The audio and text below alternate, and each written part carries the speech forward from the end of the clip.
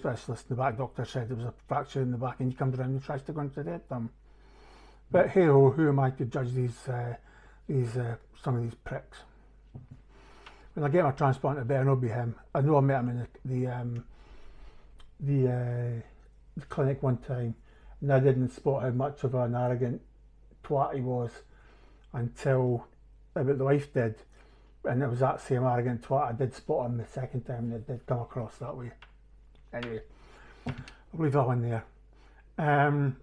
Unfortunately, one of the student nurses who was long to qualifying, she asked me how I was doing. I said, not great, I'm seriously pissed off and in pain. And I just told her, this is what I just told you guys. And she says, I'm really sorry. I said, look, it's not your fault, sir, it's not your fault. Please, it's not your fault, it's what he said and how he said it. She says, I'll go and have a word with my bosses and see what they say. Anyway, so that was that. On the Tuesday, I then saw the dietitian again. She said, right now we've got your eating and drinking again, and you're not being sick anymore. We'll take you off the supplements. I'm saying I'm fine with that. If I don't need them, I don't need them. I'm prepared to take your word for that. That's up to you. So she was fine with that. Again, she's a bit of an arrogant dick, but another one of these plump ladies, middle-aged ladies who think they know better than you. Yeah, sure you do. You wouldn't be plump like that if you're a dietitian, put it that way. That's my thoughts. Anyway, so back to I'm eating normally again, things like that. So I saw the physio as well. The physio then says, we went through what we can do, what makes it better. I says, well, getting into the chair's bad, getting into the bed's bad. So although I had my young walking stick, I was, she says, I noticed that, and I saw you walking the corridor the other day, and you're walking slightly to the side. And I think the stick you've got is slightly too high. That's like trekking sticks, it's not like a walking stick. So what she did was she came back with 2 hospital walking sticks, basically the old geriatric walking sticks, metal framed, plastic rubber thing walking stick that you see people walking with. So she came back with them, 2 of them, and took me for a walk along the corridor, back and forward, and got me walking a bit more. She says, you walk to the left. When I walk in, I kind of lean to the left slightly. She says, straighten your posture up. So I tried to do that, but again, it'll take a bit of training because I've been walking like that for long years, been trying to change your body styles. It's going to take a bit of time just to adjust. Again, but she was absolutely lovely. She was really nice person. So after that, the doctors came round in the afternoon again, and we says, right, well, we can get you sent home if you're happy enough with that. I says, well, we've kind of got pain under control. We know where we're going with things. We know what's happening. Got the physio stuff. All's happening fine. So the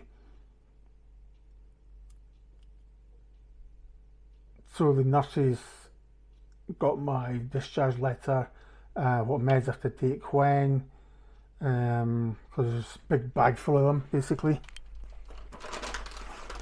Big massive bag full of meds here. Plus I've got drinks to take as well. And I've got heat packs for my back with morphine based, which is 12 hours on, 12 hours off. So I got home on Tuesday night about 8 o'clock.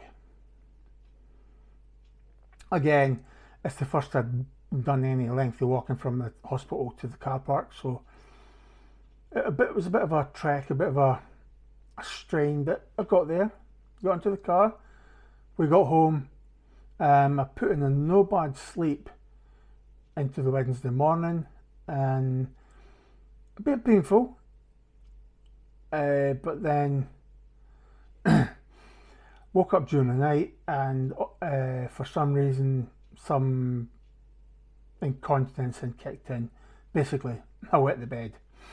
But again, that's common with a spinal injury, is to become incontinent. So basically got to manage that as well just now. Although that's the least of the worries. It's more just getting the back sorted as well. And I have, so Wednesday we had to take Nathan to hospital to get a monitor fitted for just his blood pressure, to make sure nothing strange is going on.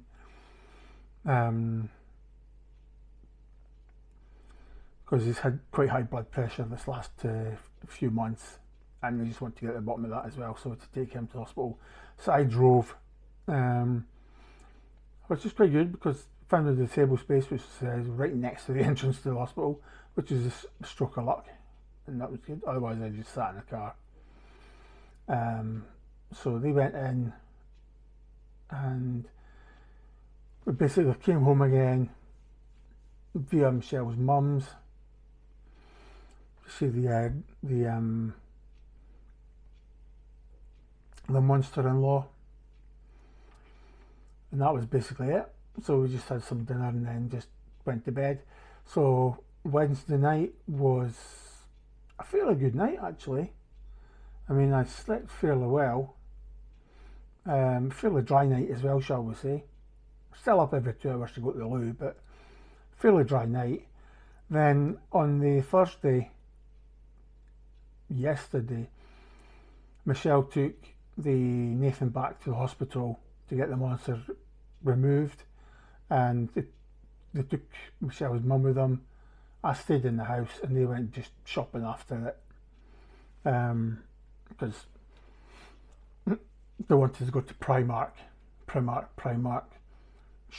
Skidmark, whatever you want to call it, yeah. And again, I had a bite to eat at night time, and that was fine. Again, the pain was okay. I mean, I was in pain walking about, but not as that screaming, biting, nasty pain that I'd been in. So obviously the pain relief is helping. And last night I put in a fairly decent night again. Up like 4 times to the toilet for the. But what I noticed was, although I was dry, I wasn't incontinent. Where my legs, the bottom of my legs, my ankles, my feet were, the bed cover was soaking. The sheet was soaking, as if my feet had been incontinent. So I think that again, that's just it's another kind of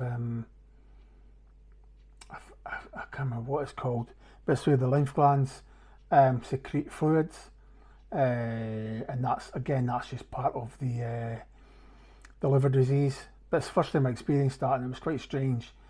But again, it seems to have taken a lot of bloody fluid out of my legs and my feet, so I'm not complaining. Although that's been like a few sheet changes this week so far. And got up, obviously lay in bed till 8 o'clock this morning, which is maybe just a little bit too long. No, sorry, 7 o'clock this morning, and my back was just starting to get to that niggling stage, needing a painkiller.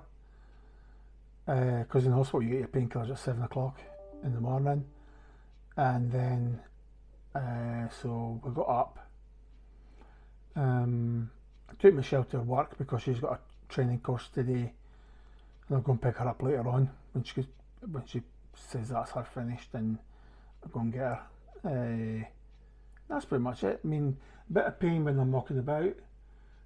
Just have to watch what I'm doing. It's more in the right hand side and onto my hip now. Again, as I said, it's just a niggling pain, and when I stand you get that sharp shoot pain, but it's not nearly as bad as it was, and that's good. That's really good. But the unfortunate thing is, even though I'm all these laxatives and laxidos and lactoses and unfortunately they're not to not a lot of avail. I mean, I'm not really going to the toilet, so if that continues over the weekend, I'll be back in touch with the GP again on Monday to say, well, look, what do we do here? Because it's not natural that you don't go a week without a poo. So, and see what they do. I think probably one of the things they can do is give you that powder that they give you when you go for an endoscopy. No, sorry, colonoscopy. You drink this powder and you think it's not working, then all of a sudden you go, oh, let's go. So might need one of those to clean me out. So we'll see what happens. But we'll let you know in the course of, I won't go into too much detail, but I'll let you know if we have a movement over the weekend. But anyway, that's it for now then, guys, because I've droned on quite a lot today. There's been a lot of update to give. So I hope you've enjoyed my update. As I say, I've actually, I suppose, enjoyed giving the update today because it gives me something to remember what pain I was in and how it will remind me how brutal that pain was and how we got a result in getting a resolution to what was causing it and what meds I have to take to kind of fix it and what exercises from the physio plus the walking sticks. So it's all good things for the future.